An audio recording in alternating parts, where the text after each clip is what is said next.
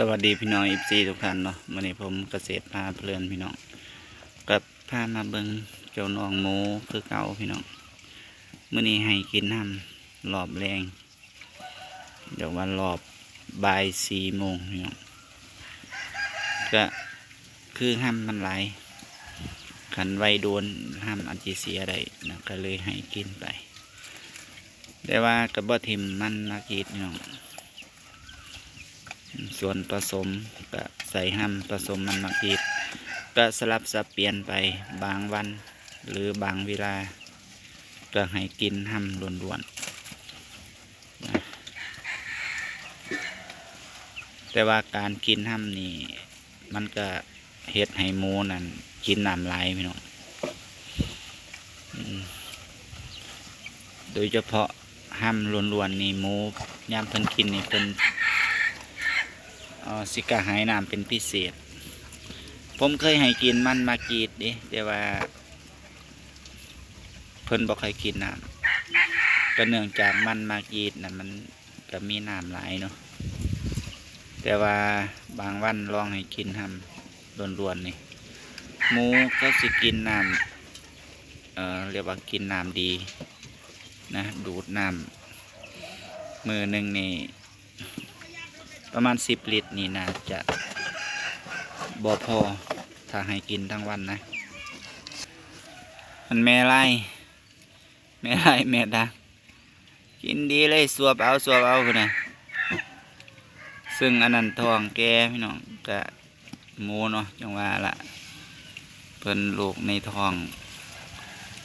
เพิ่นก็สิต้องการวิตามินโปรตีนกับแม่หมูก็ต้องแต่ว่ากินอาหารไปกระตุ้นนะก็ผมเองกับมือไม้พี่น้องบ่ทันได้เพียงกาสามารถยังดอกเพียงแต่ว่าเลี้ยงก็มาเฮ็ดคลิปนะเพื่อกรณีแลกเปลี่ยนความรู้นะซึ่งผู้ใดที่มีความรู้ดีกับผมก็ไปศึกษา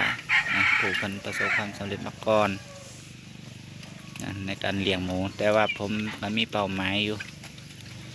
ในการเลี้ยงนี่ก็มีเป้าหมายว่าสิเลี้ยงเพื่อจำหน่ายขายลูกเนาะในอนาคตซึ่งหมูตอนนี้ที่เลี้ยงก็มี3 ตัวซึ่งเป้าหมายที่วางไว้นี่ก็เนาะต้องเดี๋ยวว่ามีการวางเป้าหมายที่สูงเพื่อสำรองไว้เกษียณก็คิดว่าสิ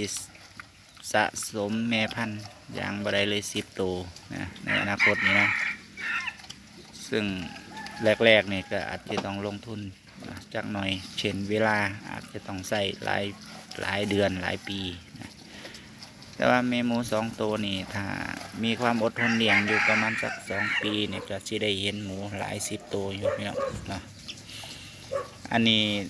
ถ้าเพิ่นออกนะ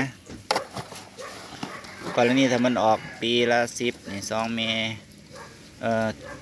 งวดละ10 ตัวนี่2 เมก็สิเป็น20ถ้าปีหนึ่งออก3 เทื่อก็จะได้เห็นลูกหมู60 ตัวผมคิดว่าสิยืนระยะให้ได้ลองเบิ่งว่าสิประสบความสำเร็จนะปานใดแต่ว่าเรื่องอาหารนี่บ่ใช่ปัญหาเพราะว่าผมเน้นให้ประเภทมันมักยีดซึ่งมีต้นทุนที่ต่ำนะประมาณตันละ100 ถึง 180 บาทนะเช่นกากมันสดนี่สิมีราคาค่อนข้างแพงอย่างน้อยซึ่ง1,000 กิโลต่อ180ก็มีบวกค่ายีดค่านั่นค่านี่ก็สิมีเพิ่มเติมอยู่เช่นค่าถุงปุ๋ยอย่างพวกนี้นะก็สรุปแล้วก็มาเกิน500ต่อครั้งต่อตันนะพี่น้องซึ่งมันมักยีดมันก็มันมีส่วนผสมเช่นกากน้ำตาลยีสต์แล้วก็พวกถุงพลาสติกถุงปุ๋ยถ้าเรามีอยู่แล้วนี่มันก็แบบว่าซอยประหยัดได้อยู่แต่ว่าแรกก็ต้องซื้อเข้ามาแม่ดำนี่พี่น้องทองได้แล้วประมาณถ้าผมจำบ่ผิดก็อยู่ประมาณสักเกือบ2 เดือนนะแต่ว่าทองก็สีใหญ่เป็นพิเศษเลยแม่ดำนี่นะ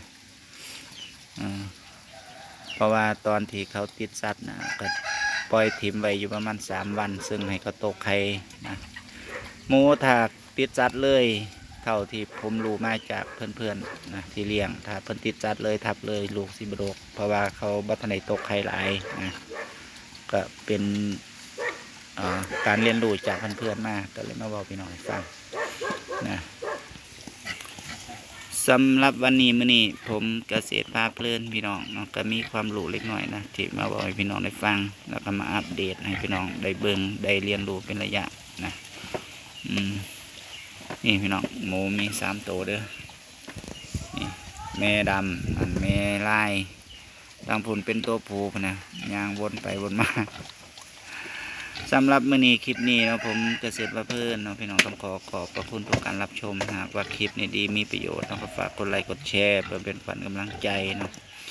สำหรับมื้อนี้เนาะต้องขอตัวลาลงไปก่อนนะพบกันใหม่ในคลิปหน้าบ๊ายบายสวัสดีครับผม